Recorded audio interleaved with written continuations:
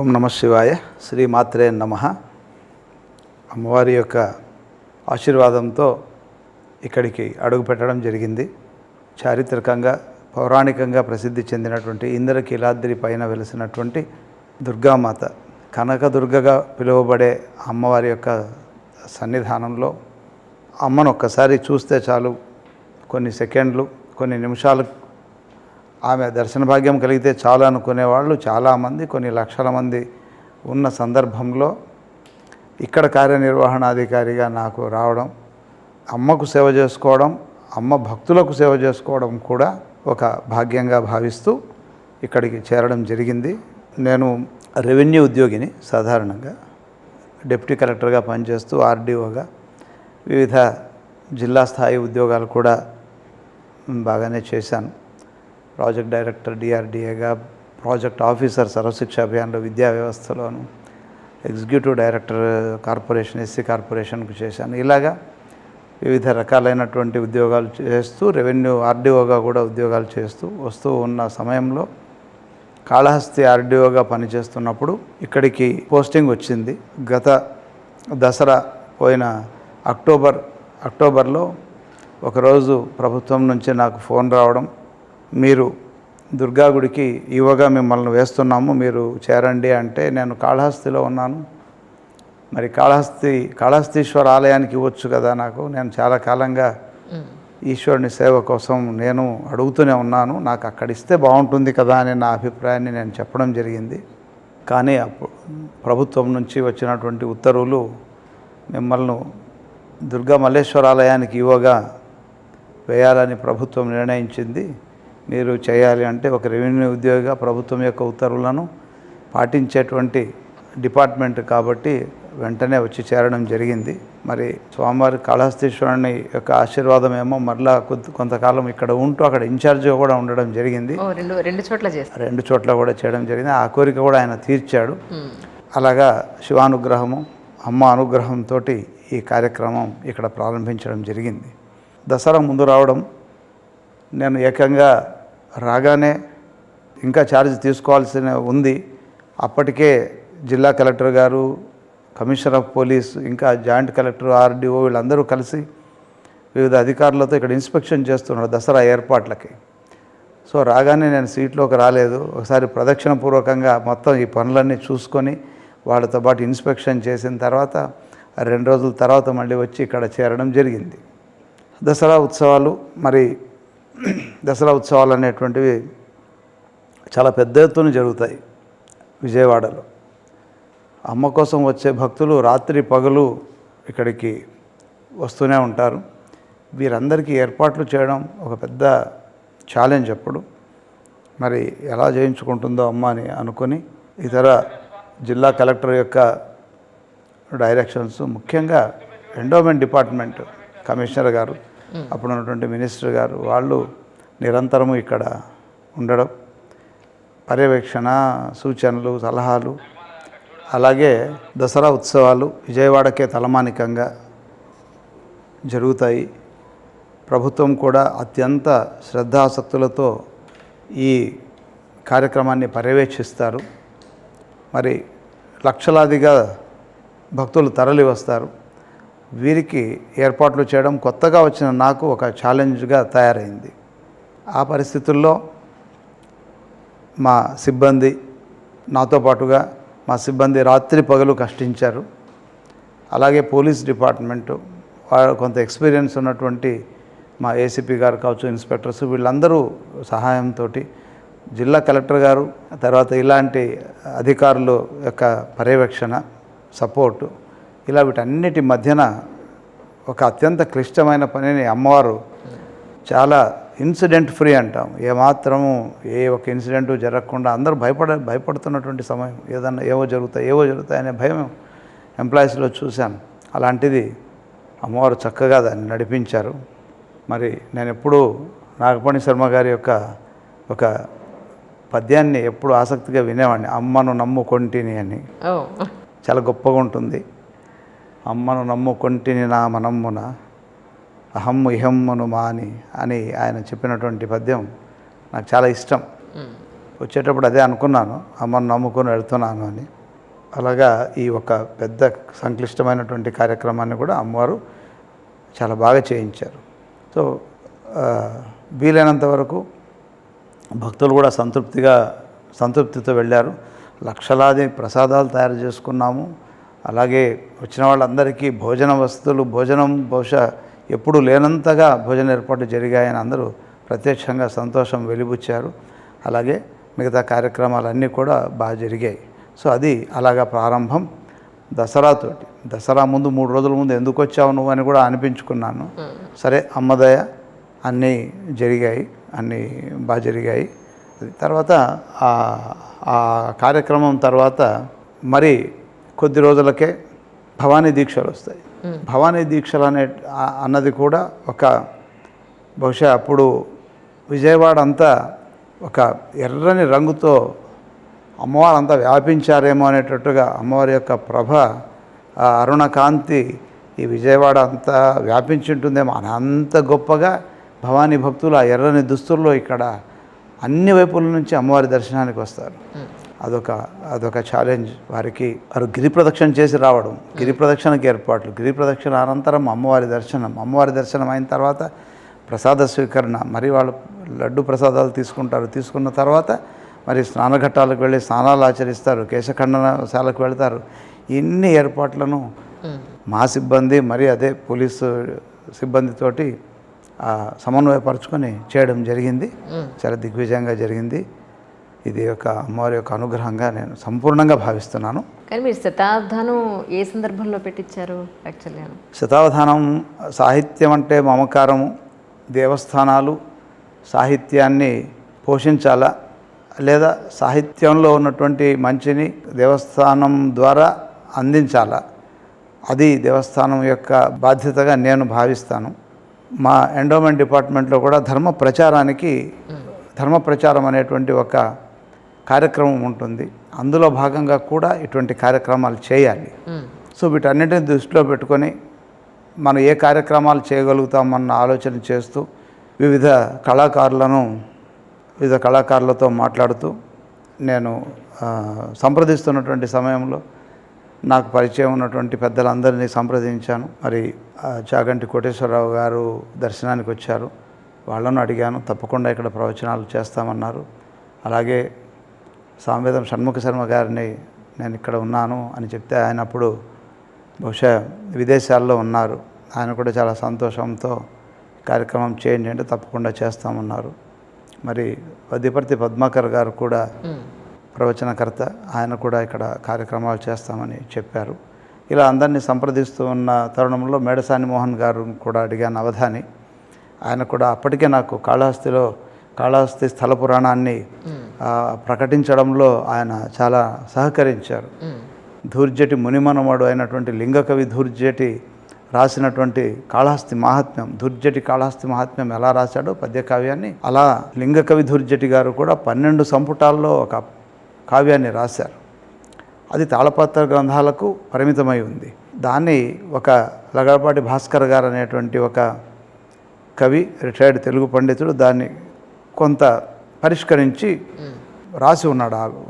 ఆ పద్యాలన్నింటినీ ఆయన మరలా రాసి పెట్టి ఉన్నాడనమాట. ఈ పరిస్థితుల్లో నేను అక్కడికి వెళ్ళడం జరిగింది.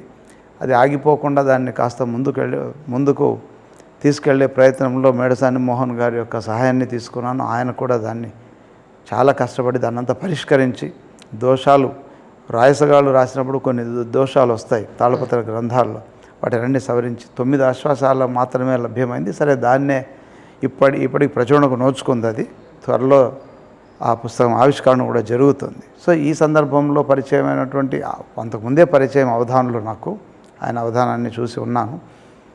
సంప్రదిస్తే మరి ఆయన కూడా వచ్చి ఒకరోజు కార్యక్రమం ఇక్కడ చేసి వెళ్ళారు, మేడసాని మోహన్ గారు.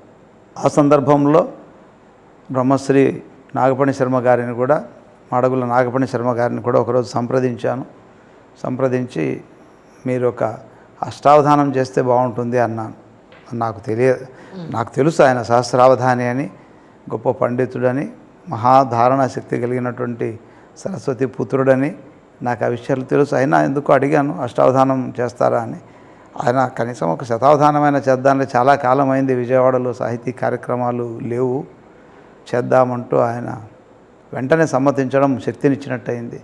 ఇది అమ్మవారు పలికిస్తున్నారని అనిపించి వెంటనే ఏర్పాట్లకు పూనుకున్నాము.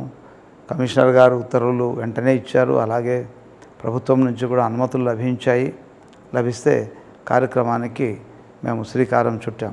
మొట్టమొదటి రోజే ఈ సంప్రదిస్తున్నప్పుడే ఒకటి అనుకున్నాము, ఈ కార్యక్రమం అంతా అమ్మవారి కేంద్రంగా జరగాలి, అమ్మవారిని కీర్తిస్తూ అమ్మవారి యొక్క మహిమలను వర్ణిస్తూ అమ్మవారి గురించే ఉండాలి, అమ్మవారి చుట్టూ ప్రదక్షిణమే ఉండాలి, ఇది అమ్మవారికి చేసే అక్షరార్చనగా ఉండాలి ఇది అనే ఉద్దేశంతో మేము మాట్లాడుకోవడం జరిగింది. అందుకు నేను ఒక శ్రీ దుర్గా సౌందర్య లహరి శతావధారం అంటే బాగుంటుంది కదా అని అన్నాను. వెంటనే గురువుగారు సంతోషించి, సాధారణంగా ఎవరు సూచించినా నాకు నచ్చదు, లేదా వాటిని నేను తీసుకోను సాధారణంగా కానీ మీరు సూచిస్తున్నటువంటి పేరు చాలా బాగుంది, శ్రీ దుర్గా సౌందర్య లహరి మహాశతావధానం అని దీన్ని నామకరణం చేద్దామని నామకరణం కూడా అయిపోయింది. అది కూడా అమ్మవారు నాతో చెప్పించడం నాకు ఒక ఆశ్చర్యము ఆనందము కలుగుతాయి. అలాగా ఈ కార్యక్రమం ప్రారంభమైంది. 150 మంది పైగా పృచ్ఛకులతోటి 5 రోజుల కార్యక్రమం ఫిబ్రవరి 26న ప్రారంభమై 1వ తారీఖు వరకు జరిగింది ఈ కార్యక్రమం. ఈ 5 రోజుల కార్యక్రమం చాలా అద్భుతంగా తుమ్మలపల్లి కళాక్షేత్రంలో సంగీత భరితంగా ఆ కార్యక్రమంలో ఒక మంచి ప్రయోగం చేశారు నాగపణి శర్మ గారు. ఒక పృచ్ఛకులు సంగీత విద్వాంసులు వాళ్ళు స్వరాలు ఇస్తే ఆ స్వరానికి పద్యాలు ఛందోబద్ధమైన పద్యాలను ఇవ్వడం, ఆ పద్యాలు కూడా ఒక పాట రూపంలో ఇవ్వడం అనేటువంటిది ఒక సాయంత్రం పూట జరిగే కార్యక్రమం. ప్రతిరోజు చాలా పాటలు అందులో ఆయన స్వరయుక్తంగా గానం చేస్తుంటే సంగీత విద్వాంసులు ఆశ్చర్యపోయారు. అంతసేపు ఆ శృతిలో పాడడం మాకే కష్టం, మరి మీరు ఎలా పాడుతున్నారని అమ్మవారి అనుగ్రహం అంటూ ఆయన సెలవిచ్చారు. ఇలా సంగీత సాహిత్య సమ్మేళనమై ఆ శతావధానం ఎంతో రక్తి కట్టింది, ఎంతోమందికో అది భక్తిని ప్రబోధించింది. అమ్మవారి యొక్క గొప్పదనాన్ని ఇక్కడ అందరూ భక్తులే, అమ్మవారి భక్తులు, వాళ్ళందరికీ తెలియజేయడంలో చాలా గొప్పగా విజయవంతమైందని భావిస్తున్నాను. మరి ఎంతో కాలంగా అమ్మవారు ఎదురు చూసినట్టుగా ఉంటూ ఈ కార్యక్రమాన్ని అంత చక్కగా చేయించారని మాకు అనుభూతి కలిగింది. శృతి పార్వతి లయ పశుపతి అంటూ ఆయన ఒక అమ్మవారిని శృతిగాను లయ పరమేశ్వరుడిగాను భావించి చెప్పినటువంటి పాట త్వరలోనే అందరి ముందుకు వస్తుంది యూట్యూబ్లో. వాటన్ని రికార్డు కూడా చేస్తున్నాము. ఆ పద్యాలన్నింటినీ పుస్తక రూపంలో తీసుకొచ్చే ప్రయత్నం కూడా చేస్తున్నాము. ఎందుకంటే ఇది ఇంకొక పుస్తకం ఉంది, దాని గురించి అది ఇంకొక సీతారామయ్య శర్మ గారు రాసినటువంటిది, అది కూడా తెలియజేస్తాను. అలాంటి ఒక పుస్తక రూపంలో తీసుకొద్దామని అమ్మవారు ఒక మంచి ప్రయత్నం మా చేతి చేయించారు. అలా అమ్మవారి సేవలో నేను సైతం అంటూ మాకు అవకాశం ఇవ్వడం ఓ గొప్ప క్రతువు, సాహితీ క్రతువు చాలా కాలం తర్వాత విజయవాడలో జరిగిందని సాహితీ మిత్రులు, స్థానికులు, అధికారులు, అనధికారులు అందరూ చెప్పడం ఎంతో సంతృప్తినిచ్చింది. ఈ కార్యక్రమం అలా 1వ తారీఖుతో సంపూర్ణమైంది. మా సిబ్బంది కూడా ఎన్నో విషయాలు తెలుసుకున్నారు దానివల్ల.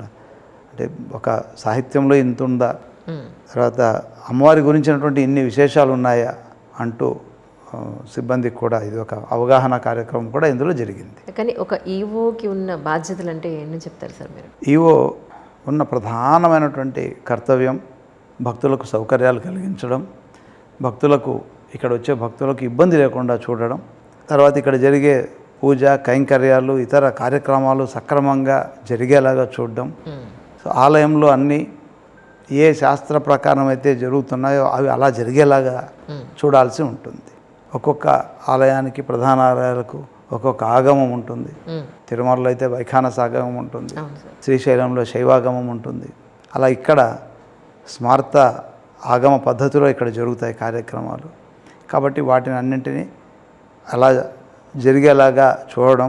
వైదిక సిబ్బంది ఉంటుంది, అర్చకులు ఉంటారు, వాళ్ళ సలహాలు తీసుకుంటూ వాళ్ళ కోరినవి వాళ్ళ సమకూరుస్తూ ఆ సమయానికి ఏం చేయాలో అవి చేసేలాగా చేయడం, లోపం లేకుండా చేయడం అనేటువంటిది ఒక ప్రధానమని నేను భావిస్తున్నాను. అలాగే భక్తులు లక్షలాదిగా వచ్చే భక్తులకు సౌకర్యాలు కూడా కలుగజేయవలసి ఉంటుంది. ఇది ప్రధానమైన బాధ్యతగా నేను భావిస్తాను. అలా దాంతోపాటు కూడా క్షేత్రానికి సంబంధించినటువంటి సాహిత్యం కావచ్చు, క్షేత్ర ప్రాముఖ్యాన్ని కావచ్చు మరుగుపడిపోతాయి. కొంతకాలం మనం వాటిని చర్చించకపోతే కరెక్ట్ కరెక్ట్. మరుగుపడే అవకాశం ఉంది.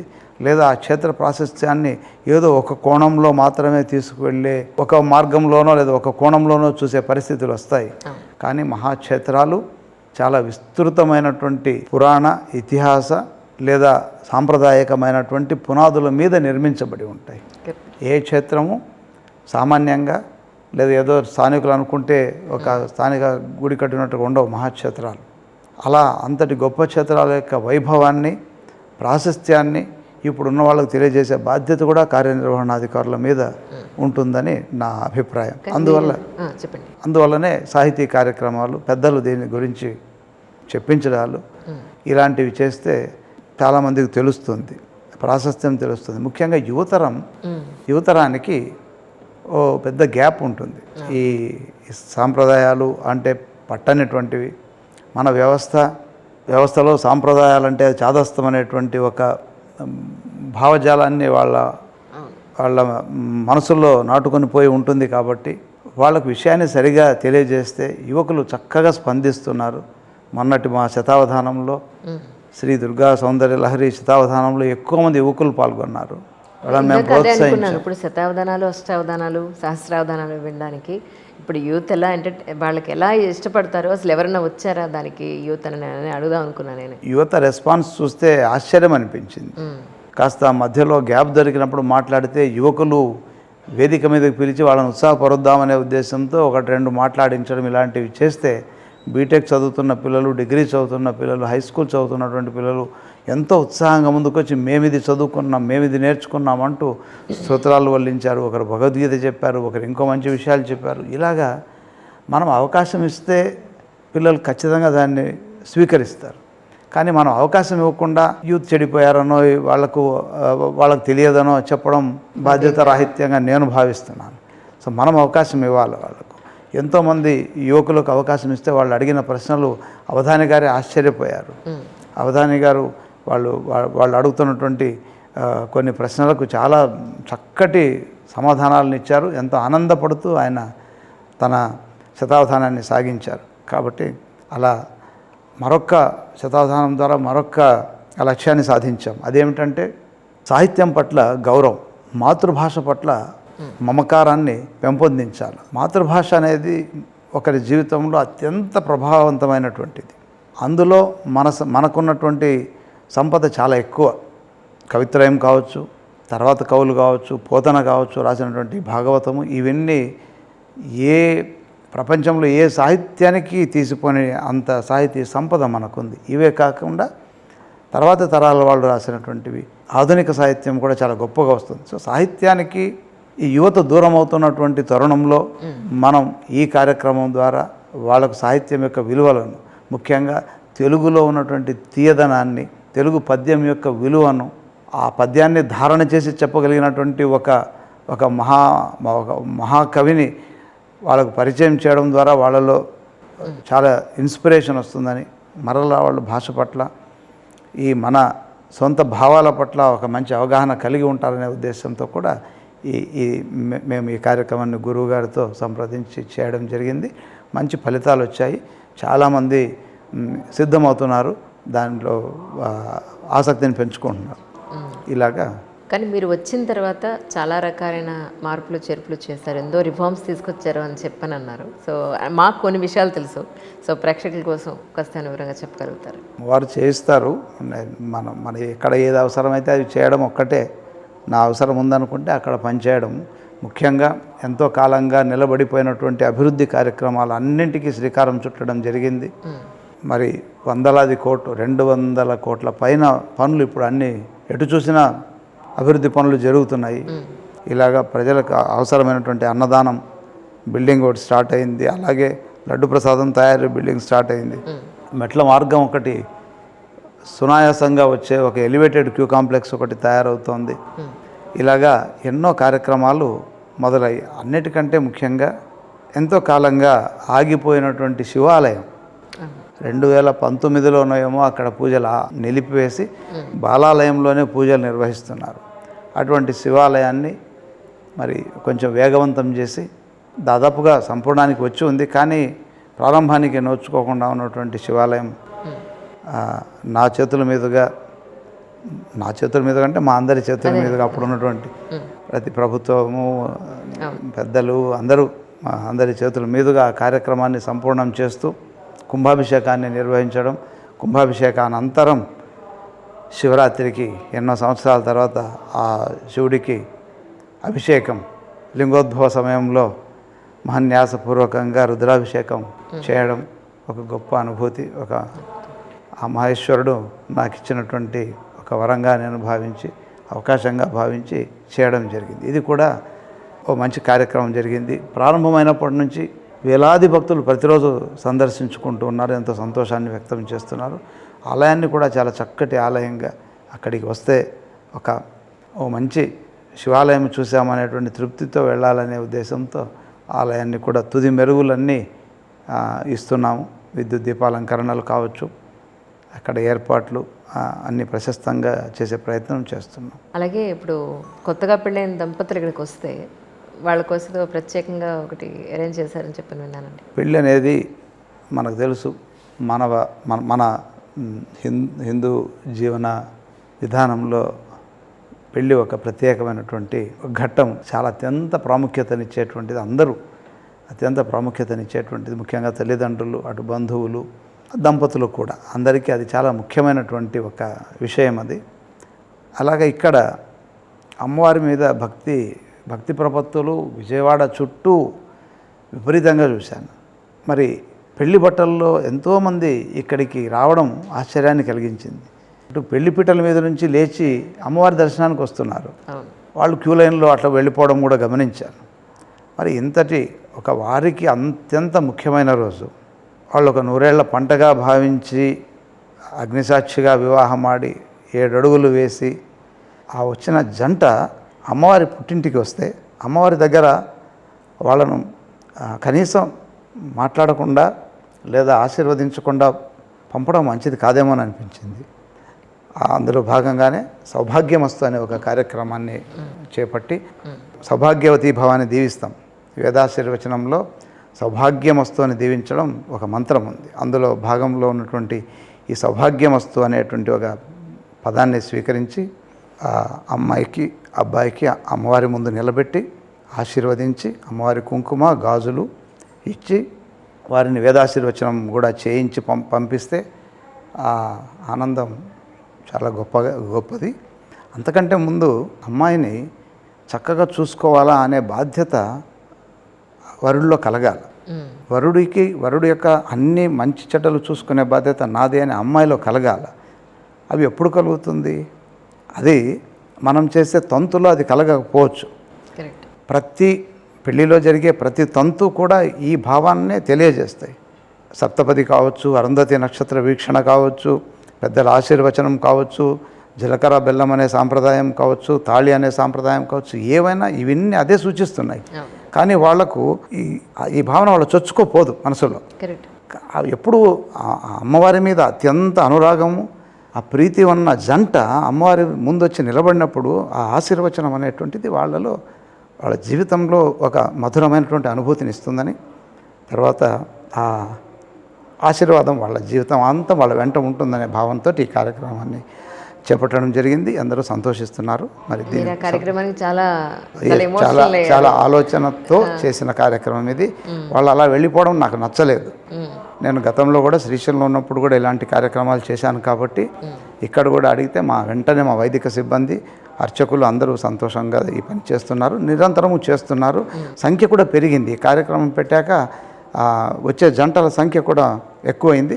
అయినా మా వాళ్ళు ఏమాత్రము దీంట్లో అంటే సంతోషంగా చేస్తున్నారు. అంటే మన సాంప్రదాయం పరంగా ఒక పెళ్ళైనటువంటి ఆడబిడ్డ ఇంటికి వస్తే అమ్మవారు వారికి ఒక ఆశీర్వచనం ఇస్తారు. గాజులు కుంకుమ ఇవ్వడం, ఒక జాకెట్ పీస్ ఇవ్వడం మన సాంప్రదాయం. సో అలాంటి సాంప్రదాయాన్ని వాళ్ళ అమ్మ దగ్గరికి వచ్చినప్పుడు ఇవ్వాలని పెట్టడం జరిగింది. అలాగే వేద పాఠశాల కూడా మీరు ఇక్కడ రన్ చేస్తున్నారని విన్నానండి, దాని గురించి ఏదైనా చెప్పగలుగుతారు? మాకు ఒక దుర్గా మల్లేశ్వర స్వామి స్మార్త వేద పాఠశాల ఒకటి ఉంది. ఈ వేద పాఠశాల చాలా కాలంగా జరుగుతోంది. గత 12-13 సంవత్సరాల నుంచి ఈ వేద పాఠశాల నడుస్తుంది. ఈ వేద పాఠశాలలో ఇప్పుడు 90 మంది విద్యార్థులు చదువుతున్నారు, వేద విద్యార్థులు. ఇందులో స్మార్తము చదువుతున్నారు. స్మార్తం అంటే వివిధ కార్యక్రమాలు చేయించేటువంటి పురోహితులకు ఇచ్చే శిక్షణ. పురోహితులకు ఇచ్చే శిక్షణ స్మార్తం అంటాము. ఆ స్మార్త పద్ధతిలో స్మార్త ఆగమం అని కూడా అంటారు దాన్ని. అంటే ఆ మంత్రాలు, యజుర్వేద మంత్రాలను వీళ్ళకు నేర్పించి క్రతువులు నిర్వహిస్తుంటారు. పెళ్ళి కావచ్చు, అభిషేకాలు కావచ్చు, లేదా ఇటువంటి నిత్య అన్నీ వస్తాయి. పూర్వాపర అటువంటివన్నీ అక్కడ నేర్పిస్తారు. అపర శ్రద్ధ ఉన్న వాళ్ళు అవి నేర్చుకోవచ్చు. లేకపోతే నిత్యము కావలసినటువంటి నామకరణం మొదలుకొని వివిధ కళ్యాణం దాకా అన్ని రకాలైనటువంటి కార్యక్రమాలు నేర్పిస్తాం. అది స్మార్థం. అలాగే వేద పాఠశాల కూడా ఉంది. వేద పండితులు వేదాన్ని కూడా నేర్పిస్తున్నారు. దానిపై కూడా ప్రత్యేకంగా శ్రద్ధ పెట్టడం జరిగింది. పాఠశాలను ఇంకొంచెం ఉన్నత స్థాయికి తీసుకురావడానికి అన్ని వసతులు అక్కడ కల్పిస్తున్నాము. మరి దాతలు కూడా చాలా ముందుకు వస్తున్నారు. వీరికి అక్కడ ఇప్పుడే మొన్ననే ఒక ఆసుపత్రితో మాట్లాడి, ఒక హాస్పిటల్, పెద్ద హాస్పిటల్తో మాట్లాడి వాళ్ళ వైద్య పరీక్షలు అవి కూడా నిరంతరం చేస్తూ వాళ్ళ ఆరోగ్యాన్ని చూసుకోవాలని, అలాగే వాళ్ళకి మనం ఇచ్చే ఆహారం కావచ్చు, ఓ మంచి బియ్యము, మంచి కూరగాయలు, మంచి తాగడానికి శుద్ధమైనటువంటి జలం ఇవ్వడానికి ఒక ఆర్ఓ ప్లాంట్ అది కొత్తది ప్రపోజ్ చేస్తున్నాము. ఇలాగా వాళ్ళను దీంతో పాటుగా ఆధునికమైన సబ్జెక్ట్స్ అయినటువంటి అరిథమెటిక్, తర్వాత spoken English, computing skills, computer సంబంధించిన కూడా నేర్పించే ప్రయత్నం చేస్తున్నాము. వాళ్ళకి ఒక న్యూనతాభావం లేకుండా, మేము వేదం చదువుకున్నాము, మాకేమీ తెలియదు, ఏదో జుట్టు పెట్టుకొని బయటికి పోతే వాళ్ళకేమీ తెలియదని అనుకునే భావన లేకుండా వాళ్ళలో ఒక ఆత్మస్థైర్యం ఉండేటట్టుగా ఇవి కూడా నేర్పించాలి. పురోహితులకి పెళ్ళిళ్ళు అవ్వట్లేదని కూడా నేను చాలా విన్నాను వింటున్నాము. అది మనం కొంత వాస్తవం కూడా ఉండవచ్చు. సో వీళ్ళు అన్ని రకాలుగా సంసిద్ధులైనప్పుడు వాళ్ళని ఇష్టపడే వాళ్ళు కూడా ఉంటారు. కాబట్టి మనం వాళ్ళను అట్లని వేదాన్ని లేదా మన ధర్మాలను నిర్వహించేటువంటి అర్చకులను తయారు చేసుకుండా పోవడం కూడా లోపం అవుతుంది. ఈ పాఠశాల మీద సర్వం చాలా శ్రద్ధ పెట్టి చేయాలనే నిర్ణయానికి వచ్చాము. మరి ప్రభుత్వం యొక్క అనుమతులతో కన్సల్ట్ చేస్తూ తప్పకుండా దీన్ని ఒక మంచి వేద విద్యాలయంగా తీర్చిదిద్దే ప్రయత్నం చేయాలనే సంకల్పంతో అడుగులు వేస్తున్నాం. ఈ టెంపుల్కి రావడానికి ముందు మీరు మిగతా ఏ టెంపుల్స్లో మీరు ఎండోమెంట్ దాంట్లో ఉన్నారంటే ఏం చెప్తారండి? సో బేసికల్గా మీతో చెప్పినట్టుగా నేను రెవెన్యూ ఉద్యోగిని. రెవెన్యూలో అనంతపురం జిల్లాలో ఎక్కువ భాగం చేయడం, మిగతా జిల్లాల్లో కూడా చిత్తూరు, ఒంగోలు జిల్లాల్లో కూడా కొంత చేశాను. మరి ఇలా చేస్తూ దేవాలయాలతో శ్రీశైలం మల్లికార్జునుడితోటి అనుబంధం అప్పటి నుంచి దేవాదాయ శాఖతోటి నాకు ప్రారంభమైంది. 2019లో శ్రీశైలంలో ఈవోగా అపాయింట్ కాబడినాను. మరి అప్పటి నుంచి అనుబంధం వచ్చింది. మళ్ళీ దాని తర్వాత తిరుమలలో 1 సంవత్సరం పాటు చేశాను. ఆయన వైభవాన్ని కూడా కలియుగ దైవమైనటువంటి వెంకటేశ్వరుని వైభవం కూడా దగ్గరుండి చూడడం జరిగింది. కాళహస్తి ఆర్డీఓగా వచ్చాను. తదనంతరం కాళహస్తి ఆర్డీఓగా చేస్తున్నటువంటి సమయంలో దుర్గమ్మ వారికి సన్నిధికి రావడం, కాళహస్తిలో ఉన్నప్పుడు కాస్త ఈ సాహిత్యాన్ని, అక్కడ కాళహస్తి కూడా చాలా గొప్ప క్షేత్రం. మీరు విని ఉంటారు, భక్త కన్నప్ప కళ్ళు ఇచ్చి ముక్తి పొందినటువంటి క్షేత్రము. ధూర్జటి తన అష్టదిగ్గజాల్లో ఒకడైనటువంటి ధూర్జటి కృష్ణదేవరాయల ఆస్థానంలో ఉంటూ కాళహస్తి మహాత్మ్యాన్ని రాశాడు. ఒక అద్భుతమైనటువంటి పద్యాలు రాసినటువంటి ఒక మహాకవి. దుర్జటి పలుకుల కేల కలిగనో ఈ అతులిత మాధుర్య మహిమ అని అందరూ కీర్తిస్తారు ఆయన. అంత మాధుర్యాన్ని పలికించేటువంటి కవి ధూర్జటి. అటువంటి కవి ధూర్జటి చివరి రోజులు కాళహస్తిలో గడిచాయి. ఆయన కాళహస్తికి వచ్చి కాళహస్తిలో ఉంటూ కాళహస్తీశ్వర శతకాన్ని అత్యంత భక్తి వైరాగ్యాలతో రాసినటువంటి శతకం కాళహస్తీశ్వర శతకం అక్కడ ఉండడం అంతటి గొప్ప క్షేత్రం అది. అంతకంటే ముందు కూడా సంస్కృత గ్రంథాలలో, తమిళ గ్రంథాలలో విస్తృతంగా కాళహస్తి గురించి చర్చ ఉంది. శ్రీ అంటే సాలెపురుగని, కాళము అంటే పాము, హస్తి అంటే ఏనుగు. ఇలా ఈ 3 జంతువులు, అక్షర జ్ఞానం లేని కన్నప్ప, వీళ్ళందరికీ ముక్తినిచ్చినటువంటి ఒక ముక్తిధామం కాళహస్తి. సాలెపురుగు మహేశ్వరుడు సాలెపురుగును పరీక్షిస్తాడు భక్తితో నీకు ఇల్లు కూడా లేదు కదా అని సాలెపురుగు ఆయన చుట్టూ గూడు నిర్మిస్తుంది. చూద్దామని ఆయన దాన్ని భస్మం చేస్తాడు. అయ్యో పోయిందే అని మళ్ళీ మనకు తెలుసు సాలెపురుగు ఎంత ప్రతిసారి ప్రయత్నిస్తూనే ఉంటుంది. విన్నర్స్కు మనం దాన్ని చెప్తాం ఓడిపోకుండా ప్రయత్నించాలని. అలాంటి సాలెపురుగు యొక్క పరీక్షిస్తాడు. సరే ఇలానా, నేను ఎన్నిసార్లు చేసినా నేను గూడు కూడా కట్టలేకపోతున్నాను నీకు అని చెప్పి అగ్నిలో పడి దగ్ధమైపోతుంది. అంటే ఆయన పెట్టిన పరీక్ష. అలాగా మహేశ్వరుడు పరీక్ష ముక్తి సాధిస్తుంది. అది ఈశ్వరుడు పెట్టే పరీక్ష కాబట్టి ఆయనకు తెలుసు ఈశ్వరుడు పెట్టే పరీక్షలు అట్లనే ఉంటాయి ఒక్కొక్కసారి. తర్వాత కాళహస్తి అనేది మరి ఎలా వచ్చిందంటే, కాళము పాము అక్కడికి వచ్చి ఈశ్వరుణ్ణి ఆరాధించడానికి తన విలువైన మణిని, పాము తలపైన మణి ఉంటుందని అంటాం, ఆ మణిని, ఆ నాగరత్నాలను తెచ్చి ఈశ్వరుని మీద పెడుతుంది. పెట్టినప్పుడు మరి ఏనుగు వచ్చి పత్రి తీసుకొని వచ్చి బిల్వపత్రాన్ని ఆయన ఇదంతా ఎవరో రాళ్ళు రప్పలు పెడుతున్నారని, వాటికి అంతే జ్ఞానం కాబట్టి రాళ్ళు రప్పలు పెడుతున్నారని పత్రి పెట్టి ఆ తొండంతో నీళ్లు తీసుకొని వచ్చి అభిషేకం చేసి పత్రిని పెట్టిపోతుంది. ఇలాగా ఒకదానికి అవి రెండు విభేదించుకుంటున్నాయి. ఒకసారి ఎవరో నా పూజను విఘ్నం చేస్తున్నారని పాము అనుకోవడం, ఏనుగు అలా భావించడం. అప్పుడు ఆ పాము దాక్కొని ఉండి ఆ పుష్పాల్లో దాక్కొని ఉండి ఏనుగు వచ్చినప్పుడు ఏనుగు యొక్క తొండంలో దూరి దాన్ని ఊపిరాడకుండా చేయడము. అలా చేస్తే ఆ దుర్జటి పలుకుల్లో ఆ ఏనుగు బాగా ఇబ్బంది పడి వెళ్ళి ఆ పర్వతం కింద ఉంటాడు కాబట్టి ఆ పర్వతాన్ని ఢీకొని ఆ పామే అర్థమవుతుంది ఏనుగు, ఈ పాము వల్లనే ఇది జరుగుతుంది, అందుకే నా పరిధానికి వచ్చిందని కొండను ఢీకొంటుంది. అప్పుడు అటు పాము ఇటు ఏనుగు ఇద్దరు చనిపోతారు. రెండు చనిపోవడం, ఈశ్వరుడు మళ్ళీ వాళ్ళకు ముక్తినివ్వడం ఆ కథా సారాంశం. ఇలాగా ముక్తిధామం కాళహస్తి, భక్తిధామం, భక్తికే ప్రాధాన్యత కాళహస్తిలో. మిగతా అన్నీ ఉంటాయి, క్రతువులు ఉంటాయి, వేదము, వేద పండితులు, పద్ధతులు, ఆచారాలు, సాంప్రదాయాలు ఉన్నప్పటికీ అది ఒక భక్తి క్షేత్రంగా, ముక్తిధామంగా నేటికి వెలసిల్లుతుంది. మహాక్షేత్రం అది. అక్కడ ఆర్డీఓగా చేయడం, అక్కడ కొంతకాలం ఈఓగా కూడా చేశాను. మరి ఆ చేసిన ఉన్న 1.5 సంవత్సరం కాళహస్తిలో ఉండే భాగ్యం కలిగింది. అప్పుడు పుస్తకాలు, ఒక వచనంలో ఉన్న దుర్జటి రాసినటువంటి పద్య కావ్యాన్ని వచనంలో ఒక పుస్తకాన్ని వెలువరించాము. తర్వాత దుర్జటి మునిమనుడు రాసిన పుస్తకం కూడా గ్రంథ రూపంలో వస్తుంది.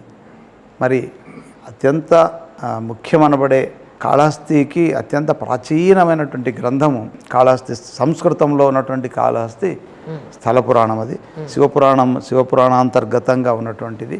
అది 10,000 సంస్కృత శ్లోకాలు. ఆ పుస్తకాన్ని ఒక భక్తుడు, ఒక రచయిత అయినటువంటి పాలకోడేటి జగన్నాథరావు గారు దాన్ని తెలుగులోనికి అనువదిస్తున్నారు. ప్రతి శ్లోకానికి భావాన్ని రాస్తున్నారు. మరి త్వరలోనే ఆ పుస్తకాన్ని కూడా కాళహస్తీశ్వరునికి అర్పించాలని ప్రయత్నం చేస్తున్నాము. ఆయన అనుగ్రహంతో అది కూడా సంపూర్ణమవుతుందని భావిస్తున్నాం. మీరు చెప్పినట్టుగా శ్రీకాళహస్తి కానీ శ్రీశైలంలో కానీ ఇంతకుముందు మీరు వర్క్ చేసిన సందర్భంలో అక్కడ మీ అనుభవాల్ని ఒక సపరేట్ ఎపిసోడ్ చేద్దామని అనుకున్నాం. సో ఆ రోజు కోసం నిజంగా నేను కూడా ఎదురు చూస్తున్నాను, ఎందుకంటే సచ్ అన్ ఎమోషనల్ స్టోరీ ఉంది అని నాకు అనిపిస్తోంది. మరోసారి తప్పకుండా మీ అపాయింట్మెంట్ తీసుకుని వివరంగా దాని గురించి ఒక మంచి ఎపిసోడ్ చేద్దాం. తప్పకుండా. మన దీంట్లో ఉన్నప్పుడు మేము తయారు చేసినటువంటి పుస్తకం ఇది, కనకదుర్గా వైభవం ఉపాసన విధానం అని. ఈ పుస్తకాన్ని శ్రీ లక్ష్మీ సీతారామాంజనేయ శర్మ అని ఈయన నాకు శ్రీశైలంలో ఉన్నప్పుడు శ్రీశైల ఖండం అనేటువంటిది అప్పటి వరకు పుస్తక రూపంలో లేదు. శ్రీశైలం ఎంత పురాతన క్షేత్రమైనా శ్రీశైల ఖండం ప్రచురింపబడలేదు. అటువంటి ఆ గ్రంథాన్ని మేము ప్రచురించడం జరిగింది. ఆ చేసినటువంటి వ్యక్తి ఆయన దర్శనార్థమై వచ్చినప్పుడు దసరా సందర్భంగా అమ్మవారి దగ్గర ఇద్దరం ఉన్నప్పుడు నేను అర్చకులతో మాట్లాడుతూ చెప్పాను, ఈయన శ్రీశైల ఖండాన్ని పరిష్కరించాడు, అమ్మవారి పైన కూడా గ్రంథం రాస్తే బాగుంటుంది కదా అంటే, అది ఆయన అమ్మవారి ఆజ్ఞగా స్వీకరించి 10 రోజుల్లో ఈ పుస్తకాన్ని, ఇంత పెద్ద గ్రంథాన్ని కేవలం 10 రోజుల్లో పూర్తి చేసి మాకు సమర్పించడం జరిగింది. దీన్ని దేవస్థానం ముద్రించింది, భక్తులకు అందరికీ అందుబాటులో పెట్టాము. ఈ గ్రంథం యొక్క చాలా మంచి ఆదరణకు నోచుకునింది. ఈ సందర్భంగా ఈ గ్రంథాన్ని మీకు బహుకరిస్తున్నాం. అయ్యో, thank you sir, thank you so much really. తప్పకుండా మీ అనుభవాల్ని మా ప్రేక్షకులందరికీ ఒక సపరేట్ ఎపిసోడ్గా చేసి చూపిద్దానే ఉద్దేశం ఉంది. నాకు మళ్ళీ ఇంకొకసారి మీ అపాయింట్మెంట్ ఇవ్వాలని మనస్ఫూర్తిగా కోరుకుంటున్నాం. సెలవు తీసుకుంటాం. ధన్యవాదాలు. అమ్మ అనుగ్రహం మీ పైన ఉండాలని, మీ ఛానల్ కూడా థ్యాంక్ యూ. ధార్మికమైనటువంటి కార్యక్రమాలతో బాగా అభివృద్ధి చెందాలని, ప్రజలకు అవసరమైనటువంటిది ఎక్కడో ఏదో ఉన్నటువంటి ఈ అంతరాన్ని, మన సాహితీ సంపద, మనకున్నటువంటి ఆధ్యాత్మిక సంపద అపారమైనటువంటిది. ఆ సంపదకు వారసులైనటువంటి ఈ వాళ్ళు యంగర్ జనరేషన్, యువతి యువకులు, వాళ్ళకి దాన్ని అందించడంలో మనం బాగా వెనుకబడుతున్నామనే భావన నాలో ఉంది. మరి దాన్ని మీరు పూర్తి చేయాల్సిందిగా అమ్మవారి అనుగ్రహంతో మీరు ఆ కార్యక్రమాలు నిర్వహించాలని, మీరు కృతకృతులు అవుతారని నేను విశ్వసిస్తున్నాను. బాధ్యతగా డెఫినెట్గా you ordered sir, definitely will follow. Thank you sir. ధన్యవాదాలు.